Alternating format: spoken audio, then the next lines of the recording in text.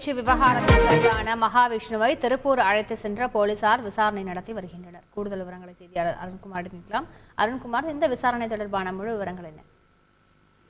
வணக்கம். கடந்த வாரம் சென்னையில் உள்ள அசோக் நகர் பெண்கள் மேல்நிலைப் பள்ளியில் ஆன்மீகம் தொடர்பாக சர்ச்சைக்குரிய விதத்தில் பேசிய பரம்பொருள் அறக்கட்டளையைச் சேர்ந்த மகாவிஷ்ணு என்பவரை பேசினார். அப்பொழுது அவருக்கும் ஆசிரியருக்கும் இடையே வாக்குவாதம் ஏற்பட்டது. இதற்கிடையே பரம்பொருள் நிறுவனர் மகாவிஷ்ணுவை சென்னையில் வைத்து போலீசார் கைது செய்து அவரிடம் விசாரணை மேற்கொண்டனர். இதற்கிடையே திருப்பூர் அடுத்த கொளத்துப்பள்ளத்தில் செயல்பட்டு வரும் பரம்பொருள் அறக்கட்டளையில் அலுவலகத்தில் வைத்து விசாரணை மேற்கொள்வதற்காக சென்னை சைதாப்பேட்டை போலீசார் மகாவிஷ்ணுவை திருப்பூர் கொளத்துப்பாளையத்திற்கு அழைத்து வந்துள்ளனர்.